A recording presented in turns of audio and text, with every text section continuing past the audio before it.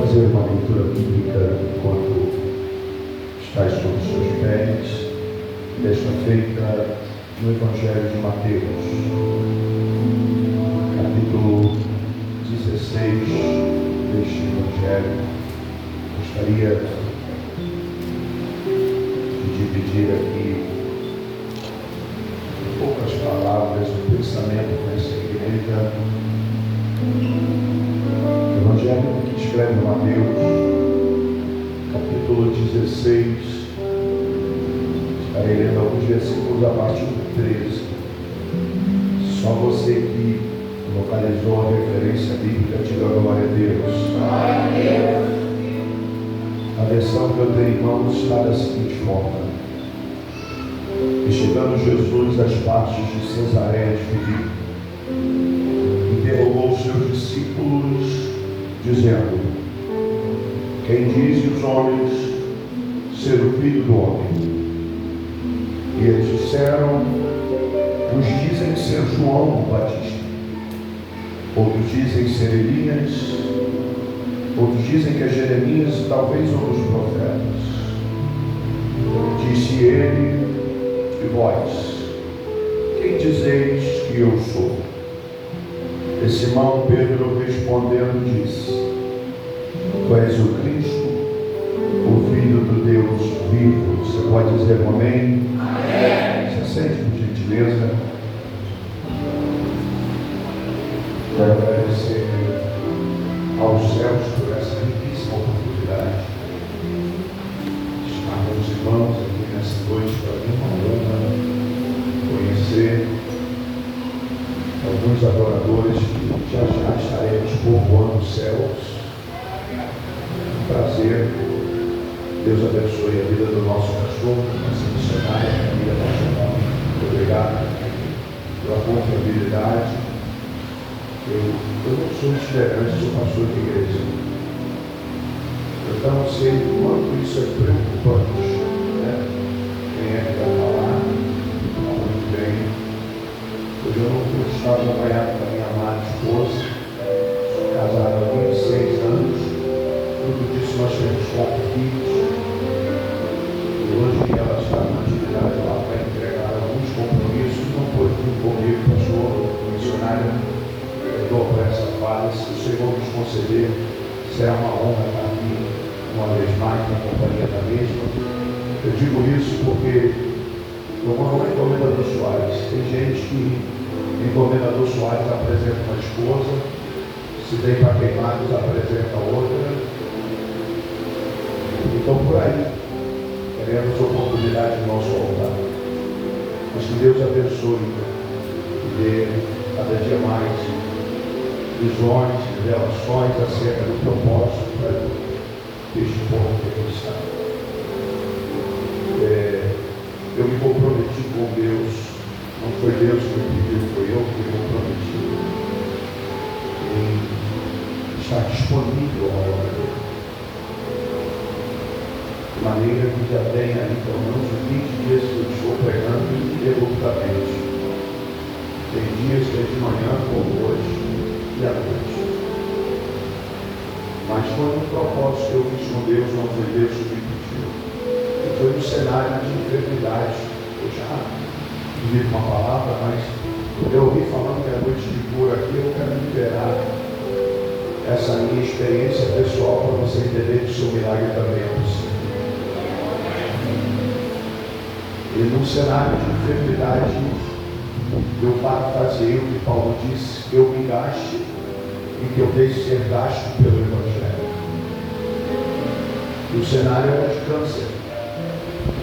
Os médicos também diagnosticaram câncer na bexiga. Foi em 2017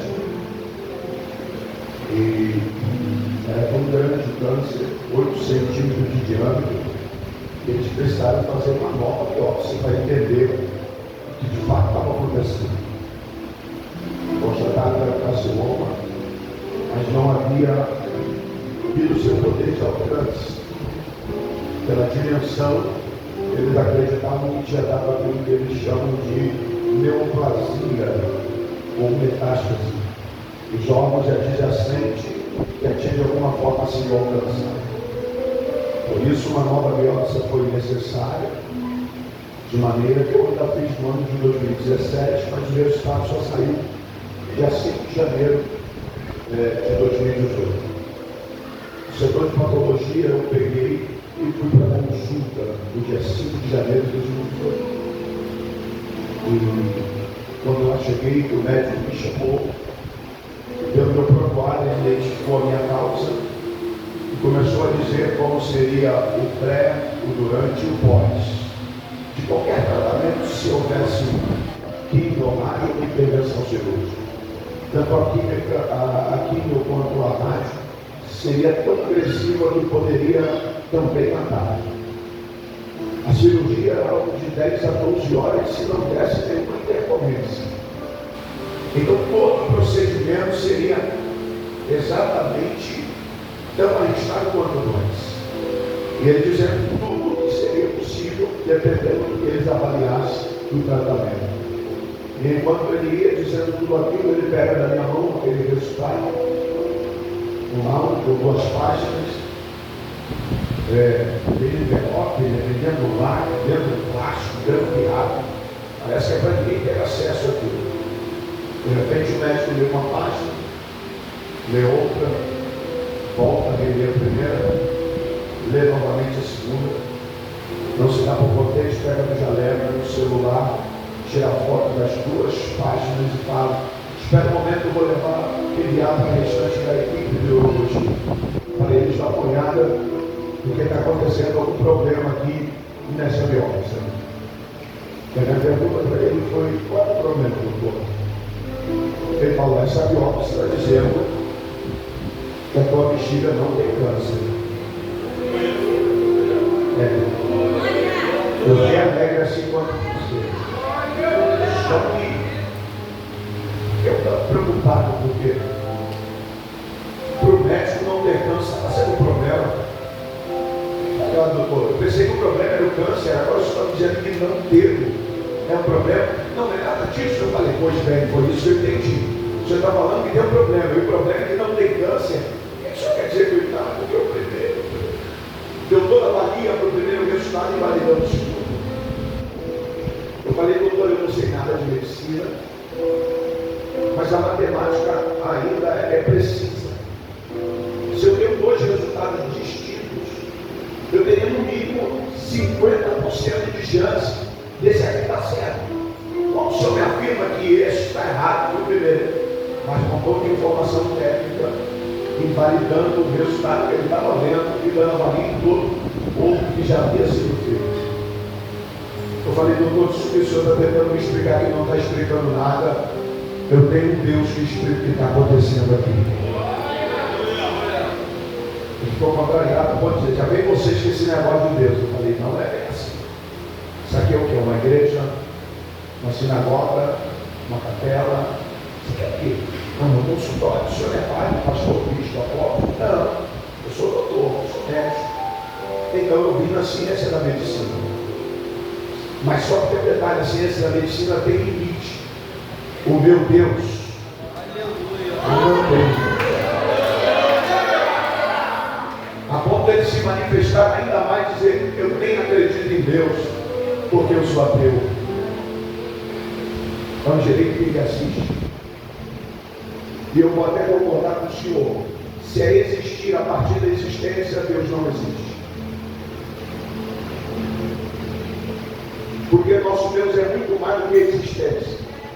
De fato, verdade, a existência emana dele. Porque eu existo há 45 anos. Antes disso, eu não existi. Então, quem existe e o que existe começou em um tempo que daqui a pouco termina, acaba, deteriora, o tempo leva. Então, meu Deus não existe. Como o senhor não acredita na Bíblia, mas tem um profeta chamado Isaías.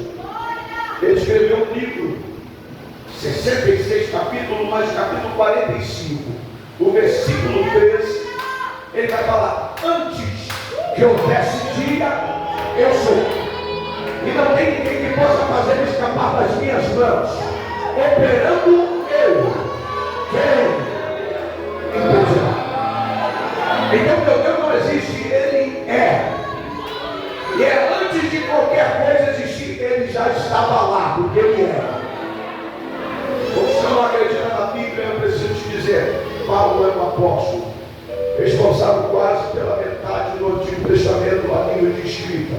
Ele escreve em Colossenses. Ele tem um capítulo, alguns capítulos, o capítulo 1.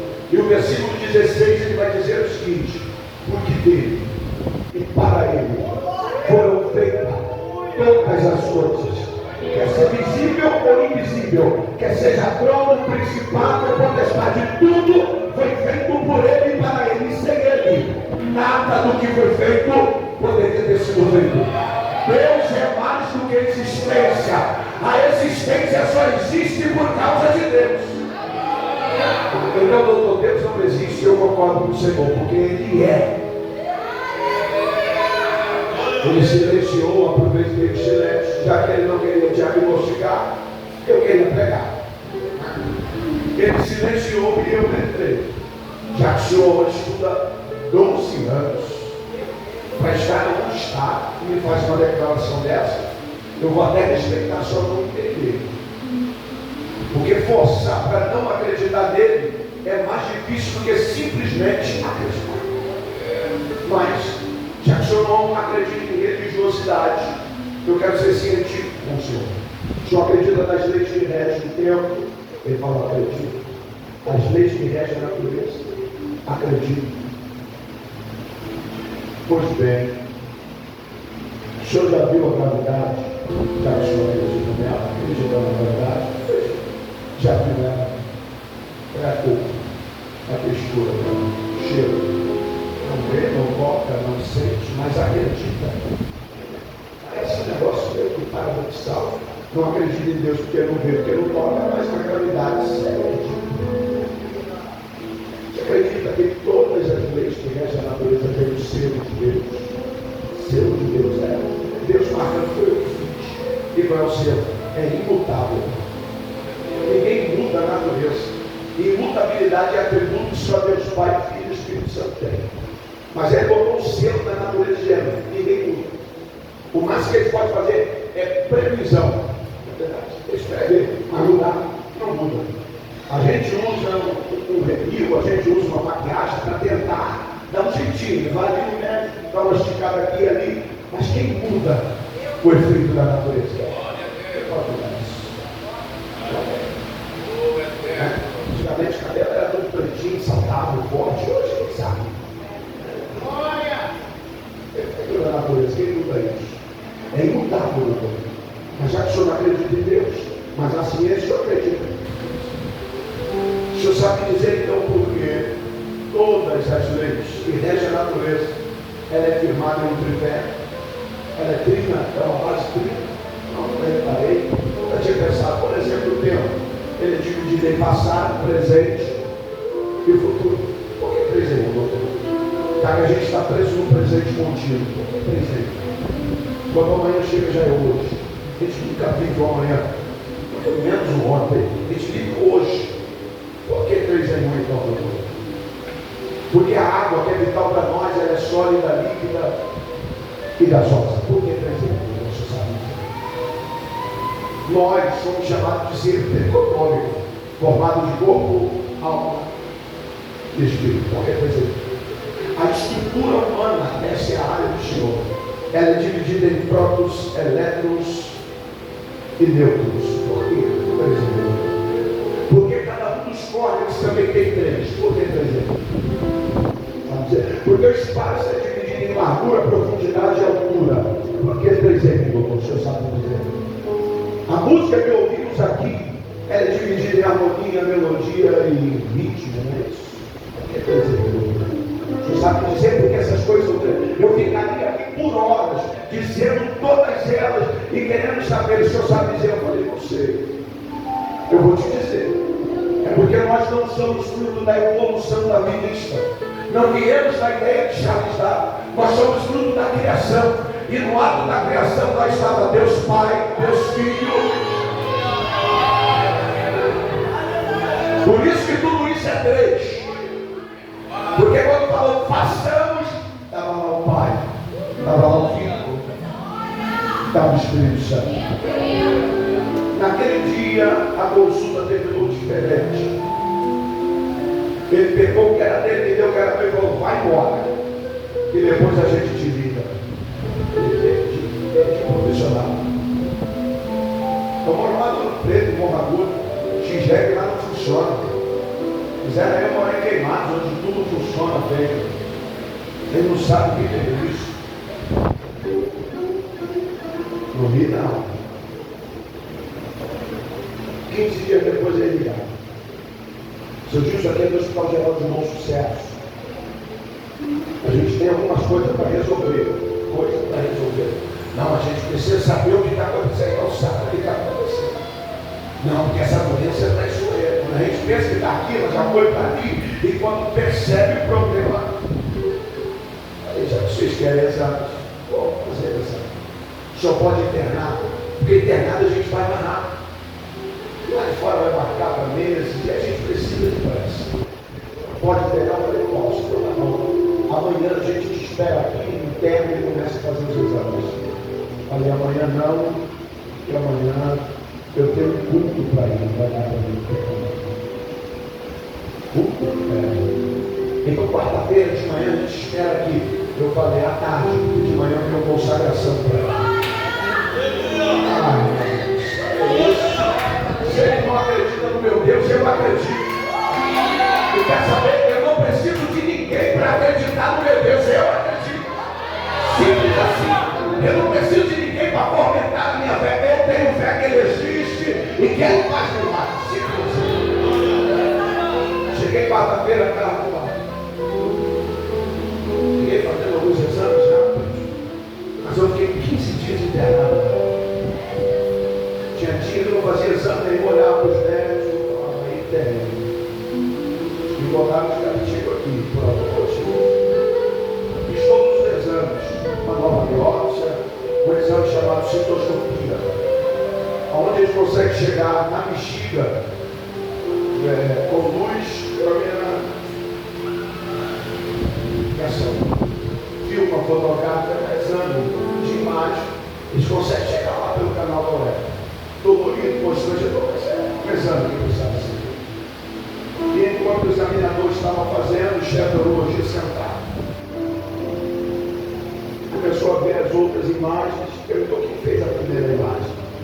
O doutor Ateu, ele falou, chama ele aqui na sala de exame. Quando ele chegou na sala de exame, foi o senhor que fez aquela imagem, foi o senhor. Dá uma olhada nessa que a gente está fazendo agora. Olhou para ele, olhou para aquela, olhou. Que está ali, é isso que eu quero saber. Mas é a mesma bexiga, doutor. É o mesmo paciente, tinha que ser no mínimo.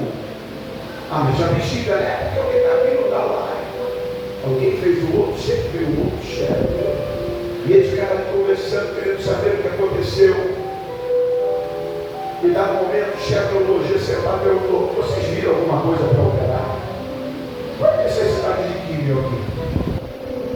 Para usar rádio para quê?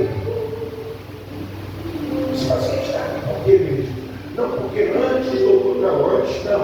Aqui, olha essa imagem agora. Vocês só querem alguma coisa para isso? Não. Eu vi algo, disse o chefe da urologia. Ele só viu, falou, bota lá 12 graus de cobre, ilumina a parte de cima. Quando ele iluminou, como vocês estão vendo, e os dois outros falaram, mas não era isso. Era uma massa muito grande. Quando a gente acessava a bexiga, estava lá aquela massa cancerígena. O tumor da bexiga não é isso. Ele falou, não é. Pela minha experiência na área, eu tive que sair com uma marca de cicatriz. Alguém passou lá antes do que a urologia aqui na terra. E é o mesmo que está passando aqui hoje. O homem das mãos curadas está passando por aqui. Quem pode sentir ele aí? O milagre é possível hoje também. Ela é bacana, ela é barata. Nesse cenário eu disse que eu miraste e que eu descerdaste pelo Evangelho. Se é de manhã, de tarde ou de noite, aqui ou lá, eis-me aqui. É a música do momento, eis-me aqui nessa. Hoje a minha vida é assim. Aonde o Senhor me permitiu ir eu. Por isso, com muito prazer, e eu estou aqui hoje para cultuar junto com os irmãos. Me ceda aí, pelo menos 15 minutos da sua atenção. Quem pode ceder 15 minutos da atenção aí? 15, 30, 45, 60. Tá bom.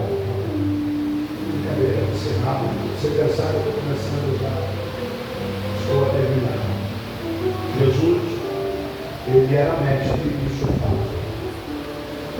Ele ensinava por ortodoxia, mas também por ortopraxia.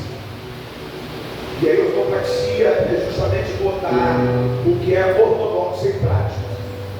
Então ele ensinava pelas literaturas, mas ele ensinava colocando as literaturas em prática. Porque hoje, com o advento da internet, da disponibilidade e acessibilidade, hoje nós sabemos muito. É claro, sabemos mais seguramente do que a geração passada. Temos acesso a muito conhecimento. Por isso tem pessoas que sabem muito da Bíblia. Mas só que o Evangelho tem um detalhe. Não é o que eu sei, é o que eu faço. Não é o que eu digo, é o que eu pratico. Hoje nós estamos com uma gama muito grande de pessoas que falam grego, hebraico, aramaico, lê Cabala, Midrash, Talmud, mas quando você vê do lado de fora da rua, fala, mas é ele mesmo. Graças a Deus, quem mata não tem isso, mas quando vocês forem para o lado de uma luz, você escreveu. No altar roda, pula, entrega mistério, mas nos bastidores, meu Deus. Então Jesus ensinava por ortodoxia, mas botava em prática aquilo que ele ensinava. Aqui ele está dando uma das maiores lições para bons discípulos. E aqui ele está dando como discípulo pelo menos 3 anos e pelo menos 2 meses. 3 anos e 2 meses andando junto. E não era aquele andar com Jesus vir na terça-feira no dia do culto, na quarta-feira, vir no domingo no dia do culto, escola bíblica dominical, 2, 3 vezes por semana. Não era isso. Ele dormia com Jesus. Acordava? Acordava com Jesus. No jejum, era com Jesus. Vamos almoçar hoje? Vamos ficar em jejum todo mundo. Mistura com Jesus. Na hora de dormir, era com Jesus. Passava no barco, até pensar com Jesus. Então foi 3 anos e pelo menos 1 mês de intensidade. Por isso Jesus faz uma pergunta. Neste cenário aqui, Cesareia de Filipe. Cesareia de Filipe, porque quem era o governador, tetrarca que governava Filipe, era Filipe, irmão de César, Tibério César. Por isso Cesareia de Filipe, ou cidade que Filipe fez, em homenagem a César. Por isso a etimologia nominal é Cesareia de Filipe. E nesse cenário, quando você entrava em Cesareia de Filipe nos tempos de Cristo, tinha pelo menos 2 dorsos. O dorso de César, o imperador, e o dorso de Filipe, o governador. Então você entrava na cidade e sabia quem eram os patrões, quem governava aquela região, Filipe e César. Como se não bastasse, no centro dessa cidade, ou desse vilarejo, tinha um grande templo. O templo feito com mármore azul, que hoje conhecemos como de Carrara. Era uma das belezas, das 7 belezas e maravilhas do templo antigo. Era um templo lindíssimo, que ali adorava um deus mitológico chamado Pan. Para os gregos, falam para os romanos. Então, no cenário em que eles adoravam homens e adoravam demônios, Jesus reúne os seus discípulos para querer saber acerca do que pensam acerca dele. Este Pan, ele era híbrido, meio homem e meio bode. Cabeça de bode, as pernas de bode, o dorso de homem. Era aquele que auxiliava os semideuses. O Hércules foi auxiliado por um bode. Eu não sei se você teve acesso a essa informação. Segundo a mitologia, este auxiliava os semideuses para então passar por patamar de Deus. Este que era adorado ali. Só vou dar um link aqui nessa questão e já volto a palavra. Nem sempre o Pan foi assim. Ele era em formato de um homem normal. Mas só que a mitologia greco-romana se misturou com a nórdica uma vez que banho no rio Nilo do Egito. Só que os mitos que tem em Roma também tem no Egito. Eles têm seus deuses mitológicos lá, e nessa ocasião, os deuses do Egito acharam um absurdo. Como pode deuses de outra região que tomar banho no rio Nilo? Então Tifão, que era o patrono daquela região do Fértil Crescente, antiga Mesopotâmia, onde é o Egito, começou a transformar aqueles deuses em seres. De maneira que este Tifão, quando viu os outros sendo transformados pela fúria do Deus, Tifão, ele mergulha no rio Nilo e sai nadando para tentar fugir da fúria. E o que estava fora da água, que era a cabeça e os pés enquanto nadava, foi transformado em morte, o que diz a mitologia greco-romana com a nórdica. Quando ele volta então para dentro de Roma e de Grécia, o patrono daquela região, chamado Zeus, acha aquela atitude do Pan um tanto diferenciada e quis homenageá-lo. E a homenagem que Zeus deu a Pan foi uma constelação chamada de Capricórnio. Eu preciso dizer isso porque crente não tem signo. Crente que diz que tem signo, a noite de aceitar Jesus é hoje. Quando você diz eu tenho signo, você está dizendo quem comanda a minha vida é este tipo de demônio aqui. É nessa hora que a gente vai lá no status, no perfil e tira o negócio, não é verdade?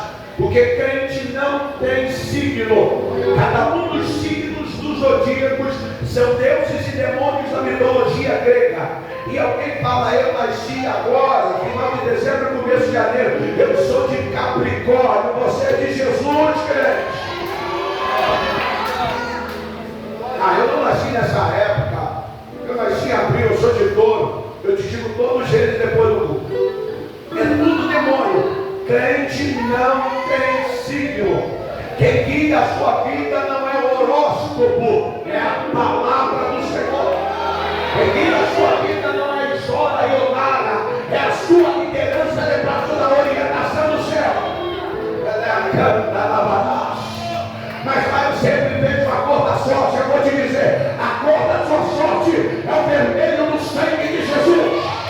Você tem o animal da sorte, é o leão da tribo de Judá.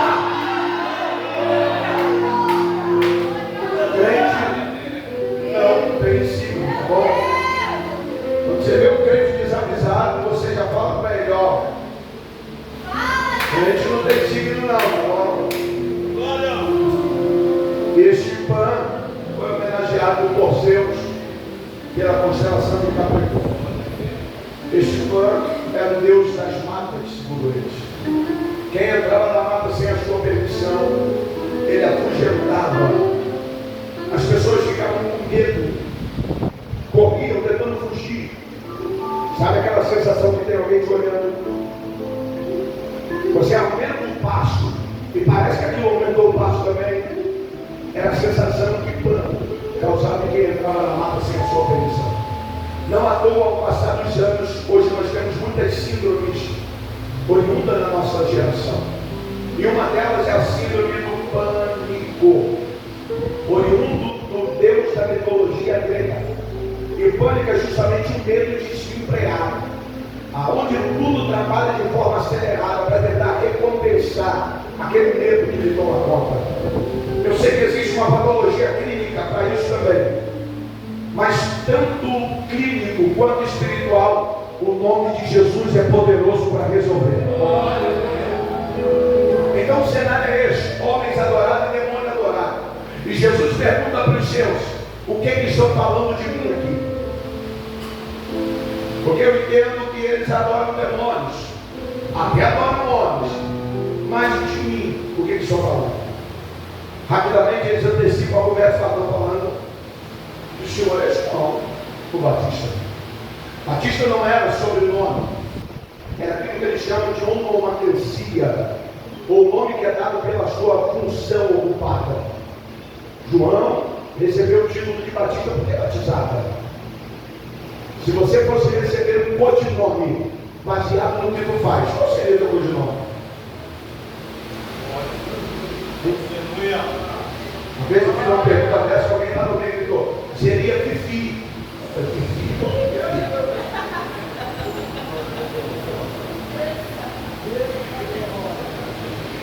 Se o teu nome fosse baseado no que você faz lá na faculdade, qual seria o teu nome? Baseado no teu comportamento lá no trabalho, qual seria o teu nome? Quando você está com os fechamentos ali na esquina, qual seria o teu nome baseado nisso? Era batista porque é batizado. João era para ser sacerdote, mas Deus falou: não quero sacerdote, quero profeta. E João era daquele profeta que falava: eis que eu vejo uma chave na tua mão, eis que eu estou vendo uma porta. João era daquele que quando via alguém na infração, João falava. E não precisava ser pessoas simples, comuns, porque ele é expulso da cidade, porque Herodes Antipas passou perto da pregação de João. João falou: Herodes, a roupa é bonita, a carruagem é bonita, mas só que a mulher que tu está não é tua, não. Ela é do teu irmão Felipe.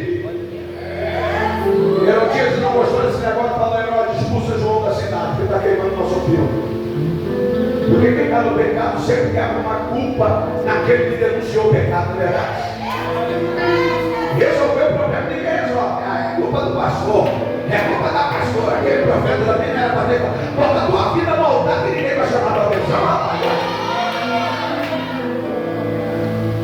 João é expulso. Do lado de fora do muro estava João pregando. João sabia a hora que Herodes ia passar para dar atenção ao povo. E do lado de fora ele estava pregando: Herodes, está tudo bem aí, né? Só que você ainda está com a mulher do teu irmão. E você está cobrando mais imposto do que era para cobrar do povo. Herodias falou: expulsa João. Não deixa nem volta da cidade. João é expulso de Jerusalém. Penso eu que ele vai para o deserto. O seu pensamento era para ser sacerdote. E entra na cabeça, peitoral, 12 pedras respeitadas, agora eu estou expulso da cidade. No deserto. E Jesus estava: prega aí, João. Pregar para quem? O expulso da cidade. Mas só que não era aí uma expulsão. Era Deus movendo meios para levar João de rota de colisão com a promessa. Promessa essa feita há mais de 645 anos atrás, pelo profeta Isaías. Isaías falou: vai aparecer uma voz. Uma voz? Vai. Aonde vai aparecer? Vai aparecer no deserto. Aí a perseguição acontece na cidade para João ir para o deserto. Alguém está pensando: coitado, João, coitado nada. Ele está indo em rota de colisão com a promessa. A perseguição se levantou para te jogar junto à promessa. De maneira que quando ele chega e começa a pregar lá, está vindo gente da Judéia, Samaria, Jerusalém, para a congregação de João, lá na beira do rio, no deserto. De maneira que Mateus fala um negócio no capítulo 3. Apareceu João Batista no deserto da Judéia. Eu preciso dizer: aparecer no deserto não é para qualquer um. As pessoas ficam procurando um lugar melhor para aparecer. Os melhores cartazes, os melhores altares, os melhores autores para aparecer. Mas não é o lugar que vai fazer você aparecer, é com quem você está no lugar que você vai aparecer. Pode ser deserto, mas se tiver com Jesus, vai aparecer. Apareceu João Batista no deserto da Judéia. E aí Mateus vai dizer: esse João Batista foi o que foi falado por Isaías tempos atrás. Voz do que clama no deserto: preparai o caminho do Senhor, endireitai as vossas veredas. Esse João Batista se alimentava de gafanhoto e de mel silvestre, vestia uma pele de cabelo e um cinto de couro no seu ombro. No versículo 5, vendo ele que no meio medo. Tinha fariseu e saduceu. Ele libera essa palavra, raça de víbora. Quem vos ensinou a fugir da ira vindoura? Versículo 6. Porque razoais em vosso coração, dizendo, eu sou filho de Abraão. E aí ele vai dizer, poderia Deus levantar até dessas pedras filho de Abraão? Versículo 7. Agora já não importa mais, porque o machado foi colocado à raiz da árvore. A árvore que não deve um fruto é cortada e lançada ao fogo. Eu batizo com água para arrependimento do pecado, mas virá um depois de mim que é mais poderoso do que eu. Ele te batizará com o Espírito Santo e com o fogo. Eu não sou digno de amarrar as suas alparcas. Ele tem a pá na sua mão e com a pá limpará toda a ira. O trigo no celeiro eterno, mas a pá é um fogo que nunca se apaga. Esse era a sua mão. Mais para frente, aí perto do versículo 23, acontece alguma coisa. E o que acontece? Jesus decide lá no Jordão ser batizado. João está batizando, chamou a atenção das cobras, raça de víbora. E de repente ele dá o olho dele, quem está descendo de Jerusalém é Jesus. Ele para o que está fazendo, ele fala, eis o Cordeiro de Deus, que tira a orelha baraçada. Montão de cobra venenosa no meio, e quem vem passando no meio da cobra, o Cordeiro. Ele vai cantar a baraçada, é baraçada. Pareceu com João, sabe como não? A comparação era boa, só que era fiel. Jesus não era João. Estou falando que você é Elias, o Tibita, os moradores das montanhas de Gileade. Ele aparece a primeira vez no cenário, justamente denunciando a declinação espiritual do rei, que levou toda a nação a declinar por conta de casamentos, alianças erradas. E ele aparece. O cenário é qual? O cenário é que Jezabel está dizendo que quem dá pão é Baal e quem dá peixe é Azera. Baal, Deus da prosperidade, Azera, deusa da fertilidade. Essa era a mentira incultada naquele momento, dizendo que os deuses que ela trouxeram do Egito eram que estavam providenciando pão e peixe.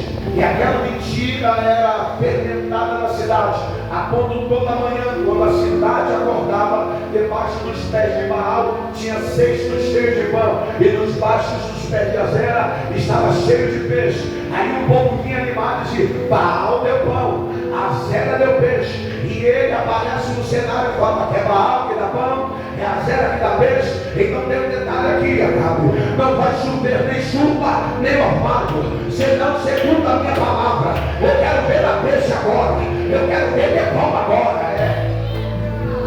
Lucas vai dizer que em 3 anos não choveu, segundo a palavra de Deus. Então parecia que a igreja não estava ruim, era bom parecer com isso.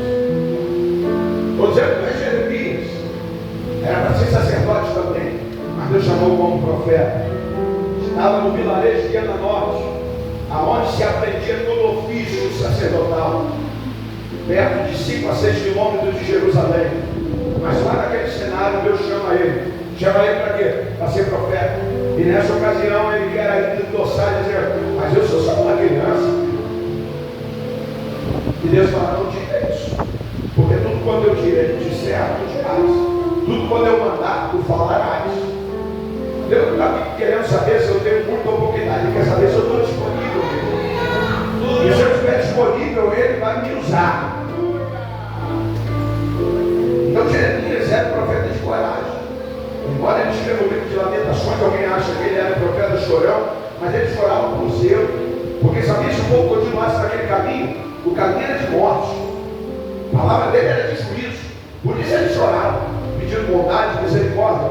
Mas ele tinha tanta coragem que ele se levantava contra o sistema religioso, e na porta do templo dizia que todo mundo estava mentindo lá dentro, e o seu pai era um dos que estava lá. Falava, todo mundo errado aí dentro, vocês vão entrar. Então tinha que ser homem de coragem para se levantar contra o sistema. Não se parecia com Jeremias, não estava ruim. Mas aí quando você parece que o Senhor é um dos profetas, dá uma generalizada até com os profetas. Como se Elias, Jeremias e João tivessem outro patamar de profeta. E agora, botou todo mundo no pacote, estão dizendo que são os profetas. Perfeito, eu ouvi o que a cidade está dizendo. Mas vocês, quem eu sou para vocês? Porque tem gente que anda com a igreja, vem na igreja, vem nos cultos, às vezes é até cadeira, mas não sabe quem é Jesus. É isso, pastor, é possível lá, como é? Imagina se você dormir na garagem lá da tua casa. O fato de você dormir, passar uma noite, um dia na garagem, você vai virar um carro, uma moto, bicicleta. Todas as pessoas que acham por estar na igreja vai virar igreja. É assim que funciona. Se não acatar os princípios ensinados, o fato de entrar e sair todo dia está maluco. Então os discípulos estavam andando com Jesus e Jesus perguntou: o que vocês dizem de mim? Silêncio, bate. Você vê que Pedro até fala, mas Pedro fala debaixo de revelação. Não foi uma experiência pessoal. Por isso que Jesus fala: não foi carne e sangue que te revelou isso. A nossa convivência não te fez entender isso. Se Deus não veio te revelar, parece que no nosso dia a dia você não entendeu quem eu sou. Parece muito chato isso, né? Você está na verdade. Tem gente que ainda não descobriu quem é Jesus. Por isso tem uma vida de sofrimento, uma vida de tanta dificuldade, porque não entendeu que as coisas ainda é Ele que comanda, Ele que governa. Nunca será do meu jeito, só tem um jeito que vai dar certo para mim e na tua vida. É o jeito dele. E a gente fica insistindo, querendo fazer da nossa forma. Não vai dar certo. É da forma dele. Então, se eu perguntasse quem é Jesus para você, tem gente que veio por causa de porta de emprego. É um problema? Não, só se permanecer nesse pensamento. Porque muitos de nós viemos para a igreja por alguma necessidade. Triste, aborrecido, casamento acabou, está briga, desempregado, doente. A maioria de nós viemos por cenários que nos trouxe assim. Mas depois a história muda, tem que mudar. Mas tem gente só veio porque está desempregado, é agenciador de emprego. A porta se abre, procura o cara, ele não veio mais, não, está trabalhando. E quando ele não tem forma, não, forma ele vai para a casa dele lá de praia. Mas não consegue chegar na igreja mais. Quem é Jesus para você? Dos 66 livros, só tem 2 livros na Bíblia. Ele não fala de Deus, ele não fala de Jesus, de Jeová, o poder do Jeová. Um é o livro de Esther, o outro é o livro de Cantares. Cantares nem entra aí no canon. Eles acham que foi muito pessoal aquele livro. Mas está lá. A gente vê a manifestação de Deus em tudo isso. Mas toda a Bíblia é justamente só para contar a história dos céus. Todas as histórias contadas é para contar uma outra história de Jesus. De maneira que a Bíblia vai se ambientar o nome dele. Usa personagens, usa. Mas só que aquilo ali é para mostrar as manifestações do Senhor. Por isso, ele serve essa palavra, pedindo a sua máxima atenção, porque Jesus no Gênesis, ele era excelente para a mulher. No Êxodo, o cordeiro da história. Em Levítico, ele era a santificação da santidade. Em Números, ele era a rocha de Meribá, que deu água no deserto sequíssimos anos. Em Deuteronômio, ele era o profeta da pessoa de Moisés. Quando Moisés desceu na península do Sinai, o seu rosto resplandecia na glória do Senhor. No livro de Josué, ele é o capitão do exército do Senhor. No livro de Ruth, ele é o remidor das causas perdidas. Ruth perdeu tudo com Noemi, mas ele falou: eu vou restituir tudo aquilo que você perdeu. Em Juízes, é o juiz que julga a causa do seu povo com seriedade. No livro de Crônicas, em Crônicas, Samuel é o rei prometido de Israel. No livro de Esdras, ele é o restaurador da igreja. mas Neemias ele é o restaurador dos muros que estavam enfrancados. No livro de Esther, ele é o advogado. Mardoqueu era para morrer, mas Deus falou, mas ele é governador. Ele veio até com a morte, mas tem uma exaltação de Deus vindo na tua direção. No livro de Jó é o redentor que vive para todo sempre. Em Salmos é o nosso refúgio, fortaleza, socorro bem presente na hora da angústia. Em Provérbios ele é a sabedoria de Deus. Em Cantares ele é o amado das nossas almas. Em Eclesiastes ele é o tempo certo na hora certa. E hoje é tempo de Deus na vida de crente aqui nesse lugar. Mas em Isaías ele é o filho amado que nos com prazo. O Senhor é maravilhoso, conselheiro, Deus forte. Pai da eternidade é também o príncipe da paz. No livro de Ezequiel, ele é o vento que sopra no vale de ossos sequíssimos e bota os ossos à vida. Em Jeremias é a corda que tira no lamacela de perposto. Em Cantares é o que enxuga as lágrimas de Israel. Em Daniel ele é o quarto homem da fornalha. No livro de Oséias é o amado que nunca abandonou a sua amada. Em Ageu ele é a glória da segunda casa. No livro de Joel ele é o avivamento. No livro de Abacuque ele é o avivador. No livro de Malaquias é a janela que se abre. Nos evangelhos ele é o Cristo. Em Atos ele é o Cristo ressuscitado. Nas cartas é a cabeça da igreja.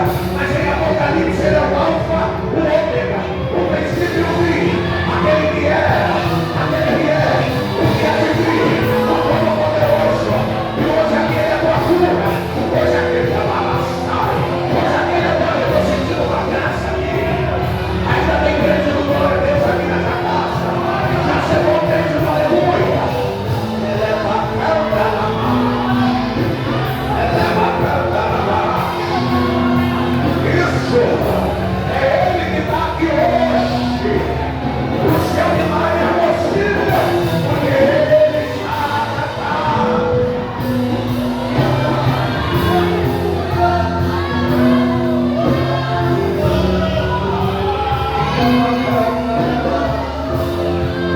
Eu encerro aqui. Só se você puder vir sobre os seus pés. Só se puder.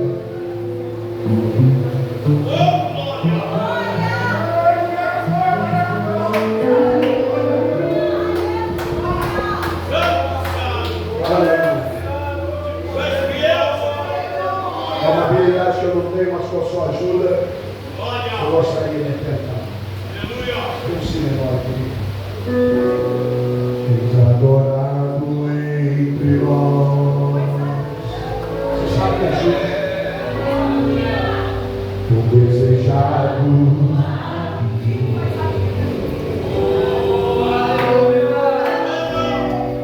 Mas nada se compara com a glória.